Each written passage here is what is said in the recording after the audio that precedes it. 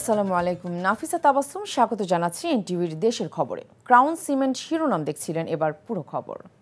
বিগত 15 বছর আওয়ামী লীগ আমলে যারা রাজনৈতিকভাবে আচরণ করেছিলেন এবং বিতর্কিত কর্মকাণ্ড করেছে তাদের নির্বাচন প্রক্রিয়া থেকে বিরত রাখার দাবি জানিয়েছে বিএনপি। আসন্ন জাতীয় নির্বাচন উপলক্ষে প্রধান নির্বাচন কমিশনার এএমএম নাসির উদ্দিনের সাথে বিএনপির প্রতিনিধি দলের বৈঠকে এ দাবি তুলে ধরা হয়। সকালে আগারগাঁওয়ে নির্বাচন কমিশন ভবনে বিএনপির স্থায়ী কমিটির সদস্য ডক্টর আব্দুল মঈন খানের নেতৃত্বে 3 সদস্যের প্রতিনিধি দল এ বৈঠকে অংশ নেয়। বৈঠক শেষে মঈন খান বলেন, একটি গণতান্ত্রিক পরিবেশে দেশের 12 কোটি ভোটার যেন ভোট দিতে পারে সে ব্যবস্থা করতে হবে। সব পক্ষের জন্য নিশ্চিত করতে হবে সমান সুযোগ। বিতর্কিত যারা, প্রশ্নবিদ্ধ যারা রয়েছেন তাদের যেন আগামী নির্বাচন প্রক্রিয়ায় কোনোভাবে অংশগ্রহণ করতে না পারে, কোনো প্রভাব ফেলতে না পারে, সেই সময় নির্বাচন কমিশনকে অত্যন্ত সতর্ক থাকতে হবে। এটা ছিল আমাদের আলোচনার একটি মূল বিষয়। অন্তর্বর্তীকালীন সরকার যেটা নির্বাচনের সময় এমন একটি সরকারে পরিণত হওয়া প্রয়োজন যারা বলবে যে আমরা যারা সরকার পরিচালনা করছি আমাদের নির্বাচনী ফলাফলে কোনো স্বার্থ নেই, এটা তারা দৃশ্যমানভাবে দেশের 18 কোটি মানুষকে বুঝিয়ে দিতে হবে।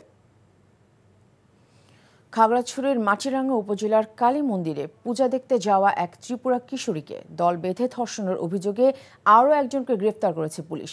সকালে উপজেলার সদর ইউনিয়নের চৌধুরীঘাট এলাকা থেকে তাকে গ্রেফতার করা হয়। এর আগে গতরাতে আরও 2 জনকে আটক করে পুলিশে দেয় স্থানীয়রা। পুলিশ জানায় তাদের মধ্যে একজনের নাম রনি বিকাশ ত্রিপুরা। গত সোমবার রাতে ওই কিশোরী এক আত্মীয়ের সঙ্গে স্থানীয় কালী মন্দিরে পূজা দেখতে যায়। এই সময় 4 যুবক কৌশলে তাকে ডেকে নিয়ে ধর্ষণ করে। পরে স্থানীয়ভাবে হেডম্যান কারবারির মাধ্যমে বিষয়টি আপোষ মীমাংসার চেষ্টা করে ব্যর্থ হয়। এ ঘটনায় 4 জনকে আসামি করে মাটিরাঙ্গা থানায় মামলা করেন ভিকটিমের বোন। আসামি 2 জন প্রথম দিন ধরেছি গতকালকে, এবং আজকে একজন, মোট 3 জন আসামি গ্রেপ্তার হয়েছে। আরও একজন পলাতক আছে, তাকে গ্রেপ্তারের লক্ষ্যে আমাদের বিভিন্ন টিম কাজ করছে। মামলাটি তদন্তাধীন আছে। বৈষম্য বিরোধী ছাত্র আন্দোলনের সময় গুলিবিদ্ধ হয়ে নিহত দিনমজুর সজল হত্যা মামলায় নিষিদ্ধ সংগঠন ছাত্রলীগের মুন্সিগঞ্জের সাধারণ সম্পাদক সাজ্জাদ হোসেন সাগরকে 10 দিনের রিমান্ড দিয়েছে আদালত। দুপুরে মুন্সিগঞ্জ সিনিয়র জুডিশিয়াল ম্যাজিস্ট্রেট সদর আমলি আদালতে তাকে হাজির করে 10 দিনের রিমান্ড আবেদন করেন মামলার তদন্তকারী কর্মকর্তা। শুনানি শেষে বিচারক senior judicial magistrate Mohammad Ashikur Rahman তার 10 দিনের রিমান্ড মঞ্জুর করেন। এ সময় প্রিজন ভ্যান লক্ষ্য করে ডিম ছড়ে বিক্ষুব্ধ জনতা। গত 5 আগস্টের পর দেশ থেকে পালিয়ে যান সাগর। পরে কোরিয়াতে অবৈধ প্রবেশের অভিযোগে আটক হলে দেশে ফেরত পাঠানো হয় তাকে। গতরাতে ঢাকার ড্যামরা থেকে গ্রেফতার করে ঢাকা মহানগর গোয়েন্দা পুলিশ। সাগরের বিরুদ্ধে 3টি হত্যা মামলা সহ 5টি হত্যা চেষ্টা মামলা রয়েছে।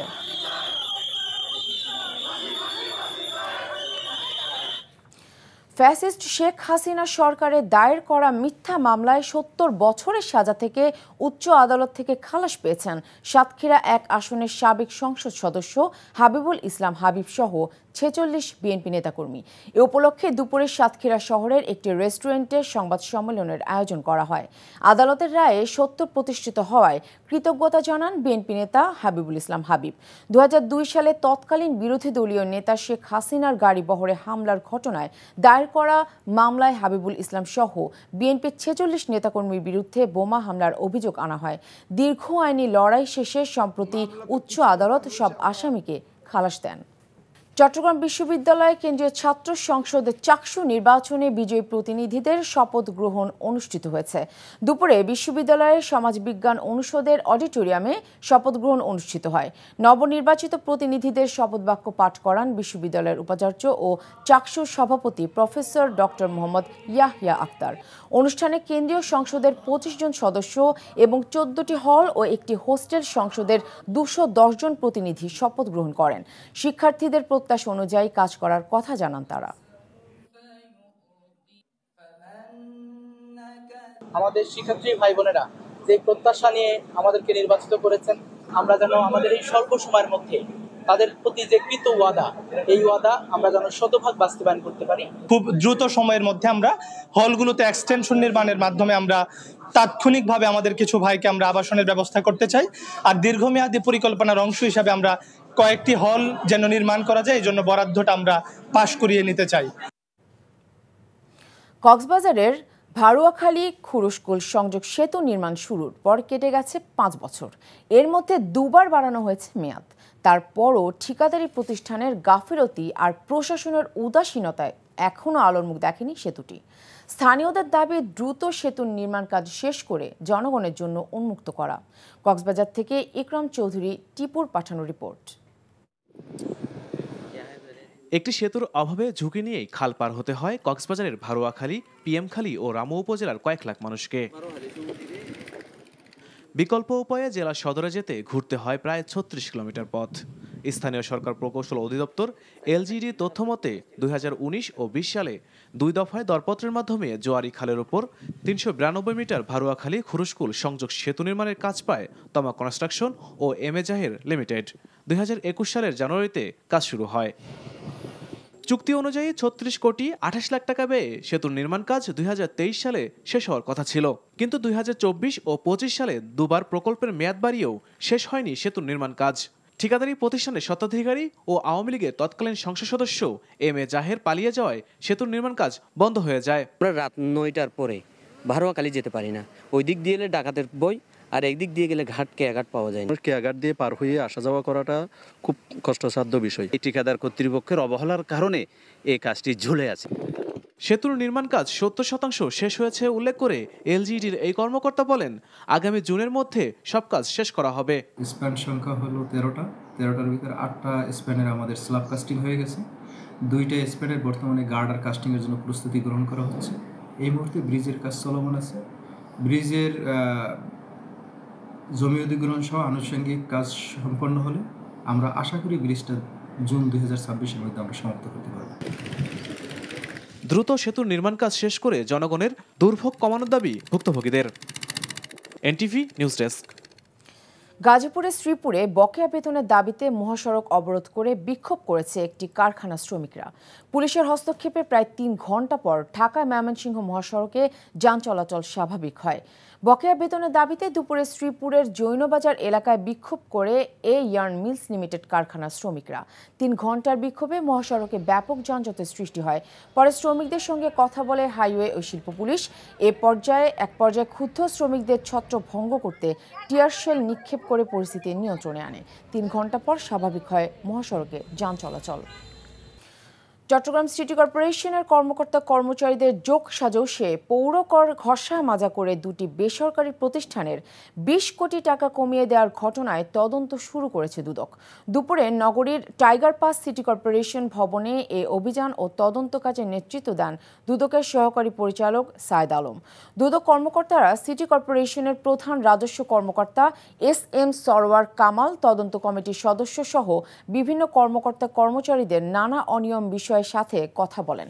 চট্টগ্রামের 2টি বেসরকারি container depot Ishaq brothers industry ও ইনকন্ট্রেড লিমিটেড এর হোল্ডিং এর পৌর করের বিপরীতে ঘষামাজা করে এই 2টি প্রতিষ্ঠানের 40 কোটি টাকা কমিয়ে দেওয়ার ঘটনা ঘটে।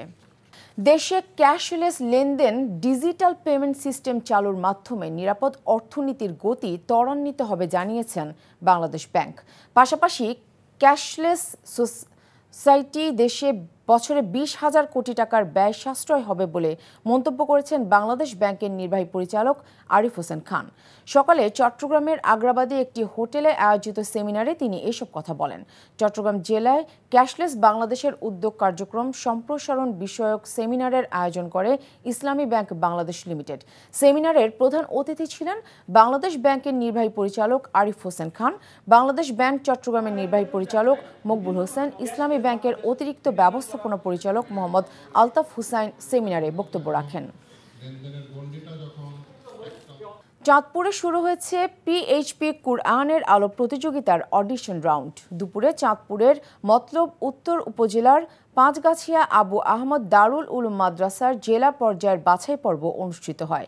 এর মধ্যে 4 জন প্রতিযোগী চূড়ান্ত বাছাইয়ের জন্য নির্বাচিত হন। এবারের বাছাই পর্বে বিচারকের দায়িত্ব পালন করেন কোরআনের আলো ফাউন্ডেশনের পরিচালক হাফেজ জায়েদ বিন ইউসুফ, বিশ্বজয়ী হাফেজ কারি হুসাইন আহমেদ। চূড়ান্ত প্রতিযোগিতা প্রথমে রমজান থেকে প্রচারিত হবে জনপ্রিয় টেলিভিশন চ্যানেল NTV-তে। বরিশালের বিএম কলেজের ছাত্র সংসদ নির্বাচনের দাবিতে বিক্ষোভ ও অবস্থান কর্মসূচি পালন করেছে কলেজটির শিক্ষার্থীরা। সকালে কলেজের প্রশাসনিক ভবনের সামনে জড়ো হয় তারা। প্রশাসনিক ভবনের সামনে থেকে সাধারণ শিক্ষার্থীদের উদ্যোগে একটি মিছিল বের করা হয়। মিছিলটি পুরো কলেজ প্রদক্ষিণ করে প্রশাসনিক ভবনের সামনে এসে জড়ো হয়। নির্বাচন না হওয়া পর্যন্ত কর্মসূচি চালিয়ে যাওয়ার ঘোষণা দেন তারা। লালমনিরহাটের হাতীবান্ধায় অবৈধভাবে মজুত করে কৃত্রিম সংকট সৃষ্টির মাধ্যমে বেশি দামে সার বিক্রির প্রতিবাদে মানববন্ধন করেছে উপজেলা কৃষক দল। দুপুরে হাতীবান্ধা মেডিকেল মোড়ে আয়োজিত ঘণ্টাব্যাপী মানববন্ধনে দলীয় নেতাকর্মী ছাড়াও সাধারণ কৃষকরা অংশ নেন। বক্তারা অবিলম্বে সার ও বীজ সরকারি নীতিমালা অনুযায়ী প্রান্তিক কৃষকদের মাঝে বিক্রি এবং সারের কৃত্রিম সংকট সৃষ্টিকারী ডিলারদের বিরুদ্ধে ব্যবস্থা নেওয়ার দাবি জানান। এই ছিল দেশের খবরে। এই খবরের ভিডিও সহ আপডেট জানতে ভিজিট করুন এনটিভি অনলাইন www.ntvbd.com। এছাড়াও এনটিভির জনপ্রিয় সব অনুষ্ঠান ও খবরের আপডেট জানতে ভিজিট করুন আমাদের ইউটিউব ও ভেরিফাইড ফেসবুক পেজ। 6টায় ইভিনিং নিউজ দেখার আমন্ত্রণ রইল। ধন্যবাদ সবাইকে।